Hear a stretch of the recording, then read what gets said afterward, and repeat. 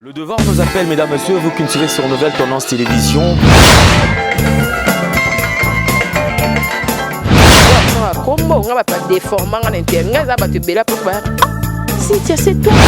Avantage de la spiritualité, que la spiritualité est tant qu'ils allaient pouvoir absolu.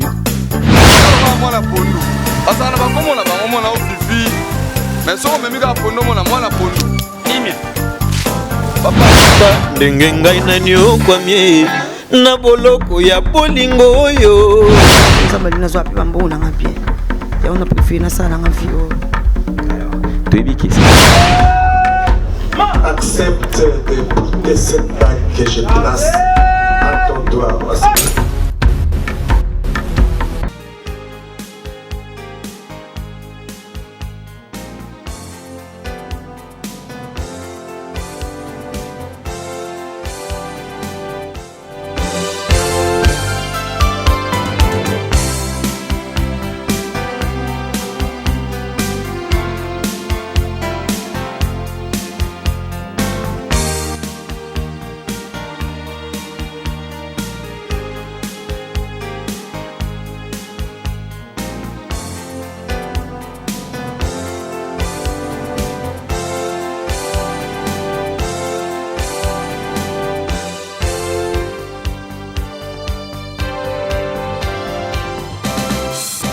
Babi ba salo ezala na kitambo. Salo yaka moko. Salo lomea. La bengi ba fille o baza lokola ngai ba artiste. Donc boye ebele. Kwa ya Komoriko, avenue Lomami, Numéro 20. Babi bazala na bona ba salo mais salo yaka moko babi salo mona poto. Boziwa. Basi kitoko lokwa ngai. bino mona nde na koti na nde na bimi donc deux personnes différentes baya kaka la beauté est prête.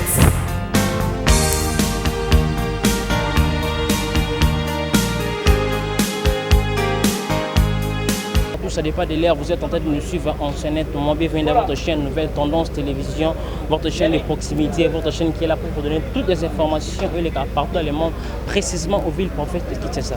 Bienvenue dans cette émission Infocus.com. On va annoncer cette émission, on va recevoir tout genre des artistes confondus. Dans cette émission d'aujourd'hui, on va essayer de parler avec un artiste riche matadien, un artiste, vous savez, il a évolué pas mal dans les orchestres, ça a évolué dans un groupe. Il y a Ferrego là, il a fait un tour à côté des rois de la forêt. On va essayer de parler avec lui dans le large par rapport à Karine, par rapport à titre. Il a fait des featuring aussi avec des grands artistes comme des générales, des Fao. Une très belle clip. On va essayer de parler avec lui. Quant à moi, là, je dis merci à notre sponsor officiel. Il y a Janice Tatsungapou depuis Switzerland. Merci beaucoup avec notre équipe technique. Si vous avez aimé cette émission, dis merci à Yemoko, notre caméraman, maître supérieur à Lidor Loyoyo. Lukarapé Otosenga Yango et puis ça met la vie comme la vie. Donc c'est un peu ça. Sans pour autant que ça n'a pas de problème na bateau, va quand on rentre dans la bateau. Il y a un moment bon ils a rappelé quoi. Juste pour pas entrer en détail artiste. Quand on va moi rétrospectif il y a des pas, il n'y a pas même de détails parce qu'il y a plus de temps.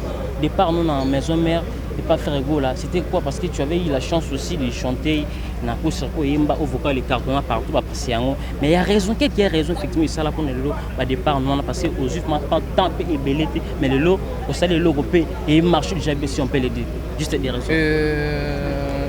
Si j'avais quitté maison mère c'était par rapport à la raison personnelle on a mon atelier qui est non va pendant tant de temps. Cela ne veut pas dire que non. Et dans le monde, il y a des gens qui ont humilié les rois de la forêt, donc c'est un papa pour moi, donc chapeau pas les rois de la forêt. Et dans le monde, parce qu'il y a raison, on a des gens qui ont été pendant tant d'années, ils ont été chance au Canada, donc j'ai dit des babas qui ont reculé pour mieux sauter dans une zone. Il y a des gens qui n'ont pas d'âge, on a bien d'âge, donc c'était ça.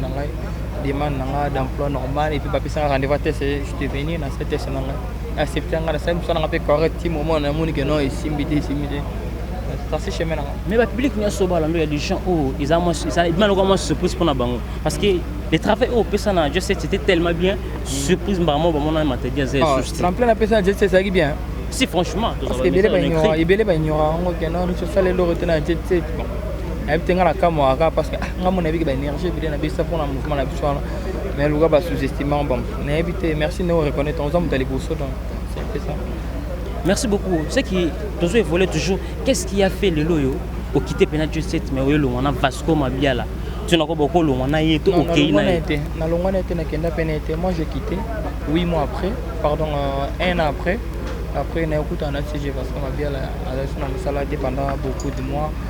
Et ça peut être ba mission ga musuzu ba ulu pe balongola bango avant 8 mois 7 mois moni kelo za ta kene maison mère donc c'est un peu sa vie avant la question riche na ko katena lo salate parce que ndiati natala qui ba capacité na que non c'est un bon du côté travail tout à la facilité te ba délire et tout à la te musala quoi et na moni masulom na sulane to marché bien il y a au monde to marché donc tout va bien quoi il y a du chaba le bar ça pourtant que ça n'a pas compte à rendre au ba ni mo se na ça non il y a des gens qui ont l'homme préparé. Toi, tu savais que au sein de l'homme, il y a un pour le Fasco du char que vous avez parti ensemble pour les années.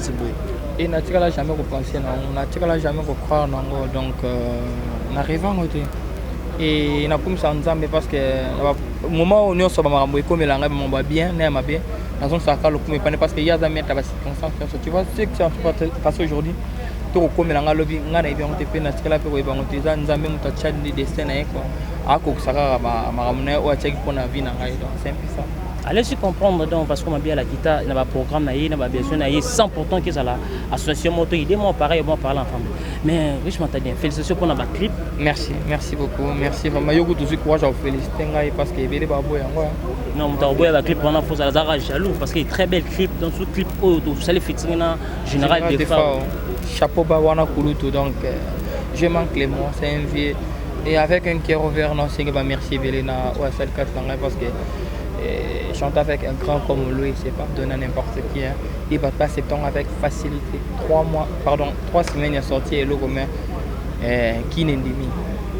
C'était comment pour nous contacter Général des Fao qui n'est gagné pour le comment réaliser très belle clip. C'est un vieux à moi, on s'est connu il y a longtemps, donc pour le légume est et j'étais en Nairobi, souvent tant qu'il est en Nairobi, tout le monde a Nairobi, tout le monde qui est en Nairobi, tout le monde a fait pour que ça soit plein, pour que ça soit plaisir. Et d'aller sur ton commis fait mal, on l'a mal, beaucoup de matadien et yo. Moi, je suis allé à série, faire ça, ça soit plein, c'est bon, mais maintenant, je vais faire ça, mais moi, je vais me dire, je vais faire ça, à cause de bon qui me gagne, ça fait ça, comme ça. À mon avis, ponctualité, on a la série, on a 5 ans, on a coopéré, et tout comme qui boy. Et tant qu'on est à tu n'as pourquoi tu as quitté. Sitôt comme ça, on a expliqué qui et il était vraiment convaincu. Il y a Marambonga qui est FC et côté à la gauche à droite fait des tourniers quoi. Donc il y a mon salle P O et Singina ça dit dans salle non. Tu n'as pas jugé que n'a pas ce qu'on a ça par rapport à Chouan dans salle Kala. N'arrive pas pour Baklora ba vient sur la sacarlité, on n'arrive pas à te sur des baba chaba personnel ba papa n'aime soit na fait des fois mais le quoi nous opportunité on a des yellow quoi tout le monde on a avec parce qu'il y a une nouvelle classe à mais ma ambition et ma projet c'est vraiment je vais chanter avec beaucoup de gens même au Congo même au Liban donc mais qu'est-ce qu'il a fait Nathan Oyo le mois à faire gola parce que même général des fois le bi ils a tout c'est pressé mais la lecture il y a des choses dans la vie qu'on ne peut pas négliger mesdames et messieurs. C'est l'expression et l'impression. Vous savez, à chaque fois que tu peux apparaître devant les gens, ce sont les premières impressions qui restent. Quelle est l'impression que les gens gardent? Boutique d'habillement, exemple à suivre. Poto na poto, chez Odilo Mapouya. C'est vrai que l'habit ne fait pas le moine, mais on reconnaît les moines par leur accoutrement. Nous sommes petit bouillis. Nous avons on parle 24. L'accroissement de la direction Cambiana venu au parle. Exemple à suivre. Exemple boutique. Collection à collection, nouvelle collection. Pour vous qui aimez la classe, mesdames, messieurs, voici la solution. Odilon Mapouya, exemple à suivre. Exemple boutique. Odilon Mapouya. Alain Nele, rien à dire. Odilon Mapouya. Odilon Mapouya. Banakini, Banapoto, Mokili Mobimba. Samsel chèque du nouveau pour un meilleur séjour à Kinshasa. Plusieurs options à votre disposition. Restaurant VIP pour vos grands rendez-vous. Voyageurs, hommes d'affaires, hommes de Dieu. Vous qui désirez passer vos vacances à Kinshasa, voilà un lieu de repos en singleto ou en famille. Samsel chèque vous propose les appartements Suite moderne avec une connexion Wi-Fi en permanence. Un service de qualité est à votre disposition. La sécurité au point. Nous avons une réserve en énergie électrique assurée avec 2 générateurs uniquement.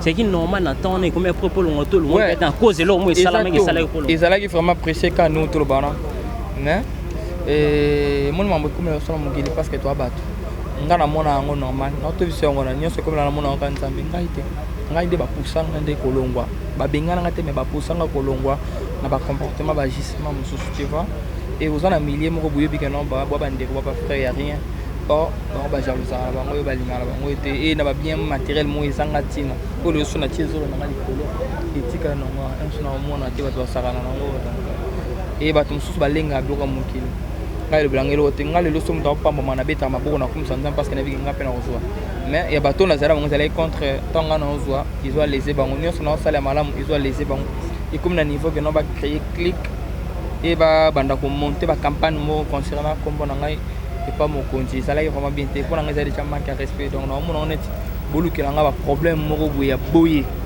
direct oui comment qui que non ngana lobi ke na sala ka boye boye mo konja jisaki donc ko ba salenga imagi ba bengana ngate même na supporta qui ont été parce que na mutu mo na on a sala pour na zala resona lelo et na sala ba sacrifice belé donc puis mutu pe sala na mona gande tokini donc tout ça va te commis bon donc il y en a ça sert à rien donc on a passé chez maintenant. Merci beaucoup je m'attendais pour la réponse mais n'attend aux situations musique de comique tu n'as pas peur au banga qui te le loser ou ya pena au ça le beau pour ça au vendre Congo est Congo est mbuté est Nzambe mboka est Nzambe mokili est Nzambe Nzamba pe so va pouvoir nous sonner au tambola likola ba serpent donc on va pouvoir nous sonner to banga mbuté to selo muti ça na baloba ite que non oyo kaka ika obeta musique non vie pouvoir ya loi vendre la terre le ko balobe comme pendant le ko balobe ezabo donc qui ne risque rien à rien faut te risquer le loyo zobe tele sur l'auto le bango na sima caméra que non ka moné pas na mon ba chroniquer bile bizani non moto donc c'est un peu ça et mon nzambe n'habité nande mo ye moné la nga risque je me souviens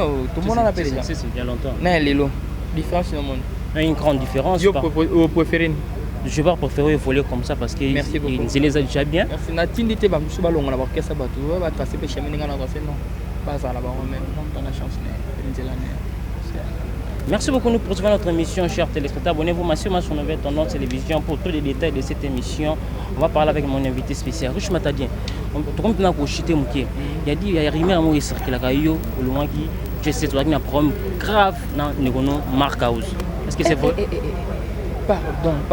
On a un problème.